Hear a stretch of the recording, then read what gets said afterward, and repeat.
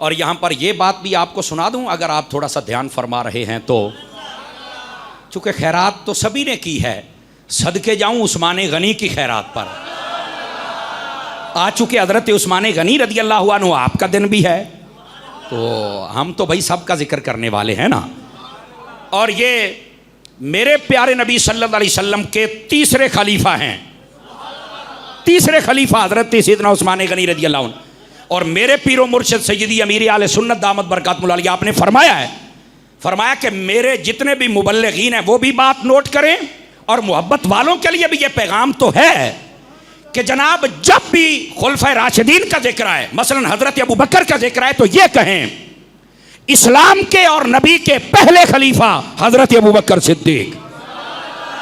लफ्जों ही लफ्जों में अकीदा भी दे दो और उनका जिक्र, क्योंकि हमारा अकीदा है खलीफा बिला फासिल अगर हैं तो वो हजरत सिद्दीक अकबर हैं। चुप हो गए हो यार, जागा करो, समझ आ रही है। और जब हजरत उमर फारूक आजम का जिक्र है तो ये कहा जाए इस्लाम के दूसरे खलीफा, मेरे नबी के दूसरे खलीफा, ताकि लोगों को पता चले ये खिलाफत की तरतीब क्या है। ये जो तरतीब बिगाड़ना चाहते हैं ना, खुदा इनको बिगाड़े, इनको बर्बाद करे, जिन्होंने आले सुन्नत के साथ खिलवाड़ शुरू किया, तो इनको भी जरा पता चले ना। फिर कहते हैं कि दावत इस्लामी वाले दीन का काम नहीं करते। मैंने कहा काम करते हैं पर शोर नहीं मचाते। हमारा जब काम होता है तो शोर जब मचता है फिर पता चलता है। हम जिसका भी जिक्र करते हैं ना, लोगों की हाल हाल तू समझा करो भी काम हो गया है। इस्लाम के पहले खलीफा हजरत अबू बकर सिद्दीक, इस्लाम के दूसरे खलीफा फारूक आजम, इस्लाम के तीसरे खलीफा हजरत उस्मान गनी, और इस्लाम के चौथे खलीफा मेरे मौला अली। समझ आ रही है मेरी बात की? इस तरीके के साथ आप हजरात भी जब भी कहीं जिक्र हो तो आप भी जब जिक्र हो तो ऐसे ही जिक्र किया करें। हजरत अबू बकर सिद्दीक क्या करना गुजर जाया करें, इस्लाम के पहले जिक्र किया करें, अगले नू पता लग गए बंदा साइया आड़ा है। समझ आ रही मेरी बात की? तो इस्लाम के तीसरे खलीफा पैकर शर्म हया, मरकज जूदो सखा, जामिउल कुरान, नाशिरुल कुरान, हजरत उस्मान बिन अफ़्फ़ान, और जिनको ज़ुन्नूरैन कहा जाता है। हुज़ूर अकरम सल्लल्लाहु अलैहि वसल्लम ने फरमाया जन्नत में हर नबी का कोई ना कोई रफीक है। फरमाया जन्नत में मेरा रफीक उस्मान गनी है। समझ आ रही मेरी बात की?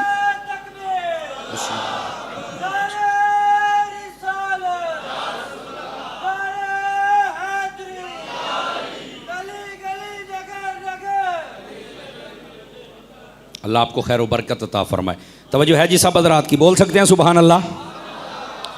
अज़ीज़ान मुकर्रम, हज़रत सैयदना उस्मान गनी रज़ी अल्लाह तआला अन्हु, आपकी सखावत पर एक जुमला दूं और चेक करूं कि आपको समझ आई है कि नहीं आई है।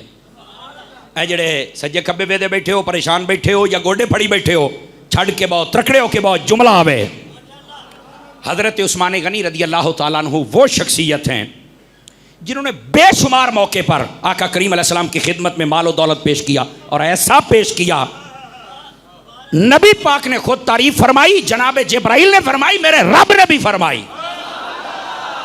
कुरान मजीद की आयतें आई, 16 या 18 आयतें हजरत सैयदना उस्मान गनी के हक में नाजिल हुई हैं। समझ आई? खैरात का ये अंदाज था।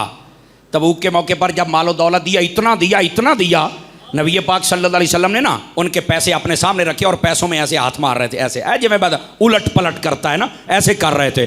और आपने उस वक्त फरमाया उस्मान आज तो बात तू जो मर्जी कर, तू पक्का जन्नती है, मैं कह छड़िया है। लेकिन इसके बावजूद हजरत उस्मान गनी ने अमल नहीं छोड़ा कि बस हुजूर ने कह दिया तू पक्का जन्नती, जो मर्जी कर, लेकिन आपने अमल नेक नहीं छोड़ा। और जज्बा कितना था, जब भी कब्र को देखते थे इतना रोते थे, दाढ़ी मुबारक आंसुओं से तर हो जाती थी। लोग पूछते थे कि आपको तो जन्नत की बशारत है, मुस्तफ़ा ने अता फरमाई, आप फिर रोते हैं? तो आप कहा करते थे उसी नबी से मैंने ये भी सुना है, ये कब्र आखिरत की मंजिलों में से पहली मंजिल है। जो इसमें कामयाब हो गया आगे हर मंजिल में कामयाब हो जाएगा, जो यहां फंस गया वो आगे हर मंजिल में फंस जाएगा। कहा कि हुजूर ने कहा इसमें कोई शक नहीं, लेकिन अल्लाह से डर तो लगता है ना। अपने दिल के अंदर जरा खौफ खुदा भी पैदा करो।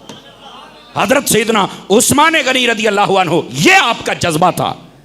हजरत सैयदना उस्मान गनी की सखावत का आलम एक एक मौके पर देखने वाला।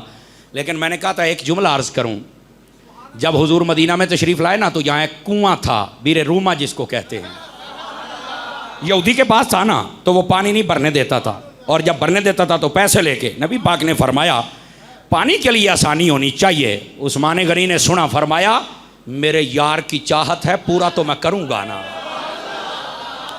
आप उठ के क्या कहने लगे, सौदा कर। अच्छा, वो सौदा करने का भी हर बंदे को ढंग नहीं ना होता। कई बंदे समझते हैं कि जमीन का फ्रंट मैंने बेच लिया ना, तो पिछली मैं आपे बेच लवांगा, लेकिन उसे यह नहीं पता होता कि लेने वाला किस तरकीब से ले रहा है। सियाना बंदा होना चाहिए, तिजारत में अक्लमंदी होना बड़ा जरूरी है। हजरत उस्मान गनी ने कहा भी सौदा कर। उसने कहा जी कैसे करते हो? किस्सा मुख्तसर बिल्कुल शार्ट करता हूं।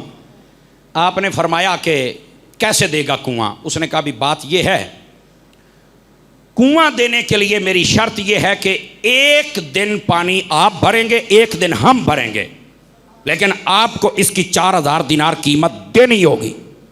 बादों ने 6000, ज्यादा 12000 तक के अल्फाज मिलते हैं।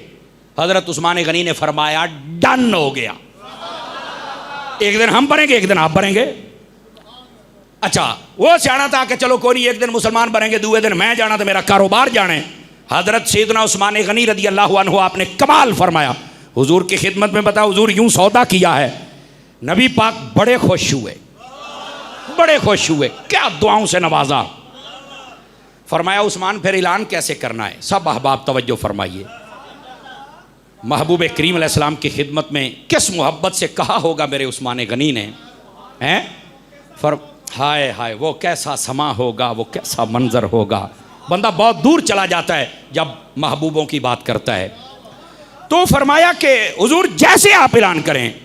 फरमाया पैसे लेकर तो यहूदी पानी देता है, आपने एक दिन के लिए खरीद तो लिया, एक दिन उसका एक दिन हमारा, इजाजत भी है, कौन भरेगा? फरमाया का जिसको आप इजाजत देंगे वो भरेगा। फरमाया फिर हम तो किसी को नहीं रोकेंगे। फरमाया हम भी महसूस नहीं फरमाएंगे। ऐलान हो गया, आज मुसलमानों की बारी है, जो पानी भरना चाहे भर ले। सब ने भर लिया। दूसरे दिन वो बैठा है वहां पर जनाब, ओ जैसे पार्कों के सामने रस्सियां शसियां लगा के बैठते हैं ना, मोटरसाइकिल ले थे खिलारो कारण एवं डैश बाजियां, वो भी बैठ गया वहां पर। पानी भरने ही कोई नहीं आया।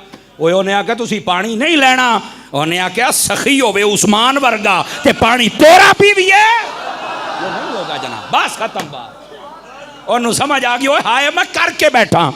उस्मान गनी के पास आ गया, पहले लोग आते थे, हूं आप आंदा पे है, कहता है बाकी दा भी ले ला। फरमाया समझ आ गई यही, बता कितने पैसे? उसने बताया, आपने सारे दे दिए।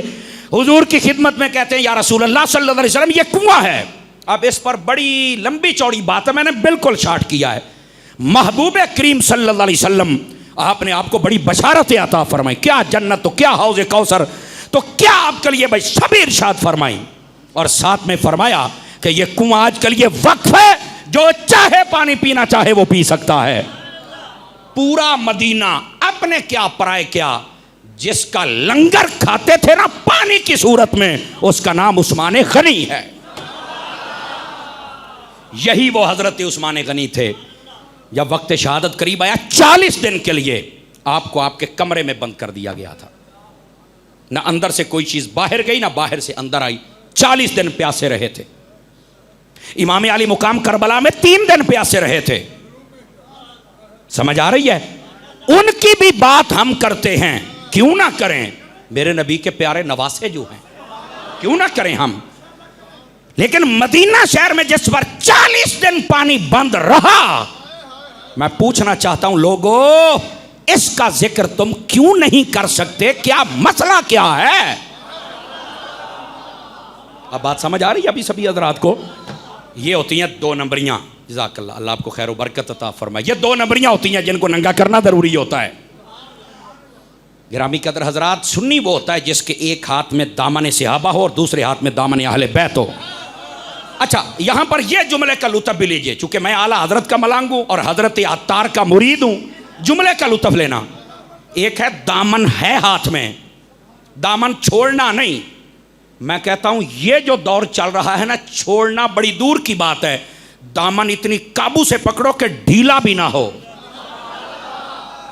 इतनी मजबूती से पकड़ो कि दामन है ढीला भी नहीं होना चाहिए। टनाटन सुन्नी, TTS, टनाटन सुन्नी बन जाओ। समझ आ रही है? करबला वालों का भी जिक्र करो, मदीने वालों का भी जिक्र करो। यह अहले सुन्नत का रवैया और मिजाज है। और हजरत उस्मान गनी की सखावत तो आपके साथ, मैंने सिर्फ एक पानी की बताई है, वरना हजरत उस्मान गनी रदी अल्लाह तआला अन्हु, अगर आपकी बात मैं बताऊं कि आप कितनी सखावत करते हैं, आप वैसे हैरान रह जाएं।